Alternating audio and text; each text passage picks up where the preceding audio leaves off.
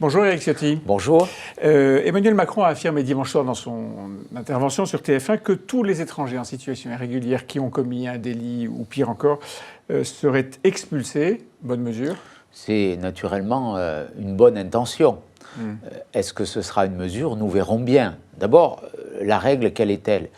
Un étranger en situation irrégulière doit être expulsé, qu'il soit délinquant ou non, puisqu'il est en infraction avec les lois de la République, il est arrivé de façon illégale sur le territoire national, il n'a pas vocation à y rester. Donc pourquoi cette différence entre délinquants parce que ceux qui ont commis un forfait et ceux qui ne le sont pas sont plus faciles à identifier si on les attrape. Et deux, il y a une raison supplémentaire de les expulser, n'est-ce pas? Moi, je souhaite qu'on aille plus loin. J'avais défendu des amendements dans ce sens à l'Assemblée nationale, notamment pour les étrangers qui ont commis des délits passibles de plus de 5 ans de prison.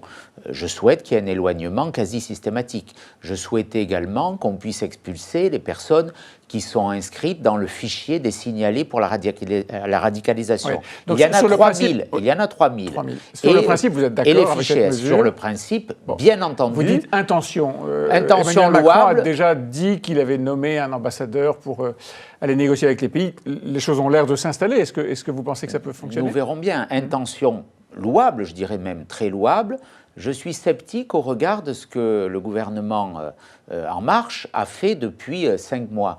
Il n'a pas supprimé le délit, le fait que les socialistes étaient revenus sur le délit de séjour illégal. On ne peut plus placer aujourd'hui un étranger en garde à vue, un étranger en situation irrégulière, naturellement. Il y a quasiment plus de recours au centre de rétention. L'éloignement... Lorsqu'il y a une faille, la sanction tombe. L'éloignement est une exception. Le préfet du Rhône a été puni très sévèrement, limogé.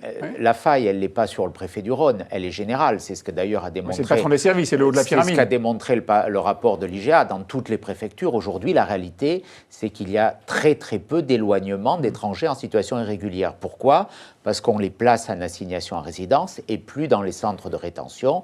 Pourquoi? Parce qu'il n'y a pas les laissez-passer consulaires, et c'est vrai qu'Emmanuel Macron a eu raison d'aborder cette question. Donc désormais, il faut passer à l'action. Les paroles, c'est bien. Nous verrons aux actes. Les actes que nous avons vus depuis 5 mois ne sont pas très concluants. Ne vous porte pas à l'optimisme. Malgré tout, on lit ici ou là que toutes ces mesures d'éloignement qui viendraient à l'occasion d'un délit ou pire encore d'un crime sont contraires à la législation européenne. Non, absolument pas. Il n'y a pas d'opposition, notamment de la Convention européenne des droits de l'homme, à une expulsion de quelqu'un qui a commis un délit. Il y avait certaines restrictions, mais la loi aujourd'hui peut très bien les prendre en compte et les magistrats prononcer des interdictions de territoire dans le cadre de l'individualisation des peines. Mais ce que nous avons demandé, notamment avec Guillaume Larrivé à l'Assemblée nationale, c'est qu'il y ait un caractère quasi automatique de la peine complémentaire d'interdiction de territoire, le juge gardant la possibilité de motiver une décision contraire. Vous évoquez la loi contre le terrorisme et la loi qui remplacera la sortie de l'état d'urgence. La droite a, pour l'essentiel, voté contre. Est-ce que ça n'est pas une façon un peu systématique de s'opposer à ce que fait le gouvernement? Non, je ne le crois pas. Nous avions une divergence d'analyse très importante au départ. Le gouvernement considère que le moment est venu de sortir de l'état d'urgence et de lever le contrôle aux frontières. Nous y sommes opposés. Nous disons, alors que la menace est maximale, alors que nous avons vu ce qui s'est passé à Londres, à Barcelone, même en France, avec de multiples attentats déjoués, la tragédie de Marseille, où ces 2 jeunes femmes ont été assassinées dans des conditions sordides, nous disons ce n'est pas le moment de baisser la garde, et donc c'est pour ça que vous avez voté contre. Ce n'est pas le moment de désarmer, et les mesures qui étaient présentées comme étant de substitution étaient réellement illusoires. Est-ce que ça ne donne pas l'impression, Éric Ciotti, que vous êtes condamné à une sorte d'opposition systématique? J'entends cette critique, voire ce risque. Nous avons formulé des propositions sur le terrorisme. L'unité nationale s'impose sur le terrorisme. Oui. Mais là, pour la première fois depuis 2012, on a un texte qui affaiblit nos dispositifs de protection. Mais est-ce qu'on peut rester en permanence en état d'urgence? On doit rester tant que la menace est maximale. En tout cas, ce n'est pas le moment. Bien sûr, l'état d'urgence ne peut pas être permanent, mais est-ce que c'est vraiment le moment le plus opportun, alors que cette menace, selon les dires même de Gérard Collomb, n'a jamais été aussi élevée, Donc il ne fallait pas en aujourd'hui. sortir. Opposition systématique ? Non, pas opposition systématique. Je voterai la loi de ratification des ordonnances, par exemple. Ces ordonnances vont dans le bon sens. Et nous disons, lorsque nous sommes en opposition sur certaines mesures, ce fut le cas sur la loi sur le terrorisme, que nous n'acceptons pas d'aller dans toutes les directions que veut nous imposer M. Macron. C'est le cas également sur le budget. On nous présente ce budget comme étant un budget vertueux, courageux. Je ne le crois pas. Il y aura à la sortie plus de dépenses publiques, plus de déficit public et donc plus de dettes. La réalité, elle est là. Et il y aura également une augmentation massive de la fiscalité, notamment pour les retraités, 7 à 8 millions de retraités, et pour les classes moyennes supérieures. Mais sur l'ISF, je suppose que vous voterez pour. L'ISF, moi, j'étais favorable à la suppression totale de l'ISF. Enfin, c'est un premier pas, c'était dans nos programmes, Nicolas Sarkozy, François Fillon. Je trouve d'une forme d'injustice que l'on maintienne dans l'ISF le patrimoine immobilier. Il y a quelque part une cible qui est toute trouvée. Il y a la cible retraitée, il y a la cible aussi propriétaire. Je ne comprends pas cette réticence et même cette suspicion à l'égard de l'investissement immobilier. L'investissement immobilier, ce n'est pas la rente, il est aussi moteur de croissance. C'est un secteur stratégique, celui du logement, celui de l'investissement immobilier. Extraire le patrimoine immobilier de l'ISF, y laisser en faire sortir uniquement les actifs financiers, introduit une forme d'injustice. Est-ce que vous voterez contre, malgré tout, la suppression de l'ISF ? Je voterai contre le budget, la loi de finances initiale pour 2018, et donc contre les dispositions globales. Opposition systématique ?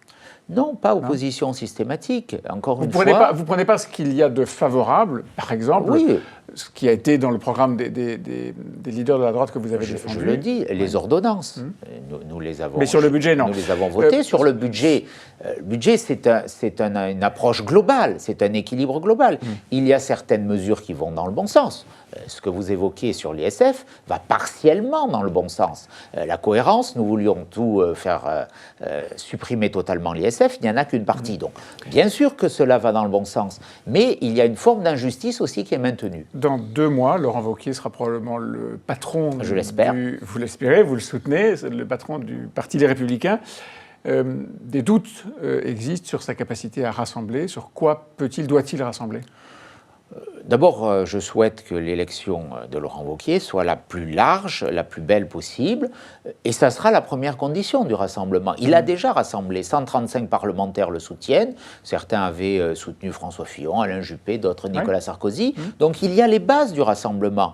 Elles sont là, il y a beaucoup de militants qui sont derrière lui, donc l'élection sera déjà la force du rassemblement. Mais il y a beaucoup de parlementaires, beaucoup de figures des Républicains qui n'ont pas, très envie d'avoir une ligne Wauquiez. Est-ce que ceux-là, ils vont être unis derrière Laurent Wauquiez ? Il fallait qu'il soit candidat.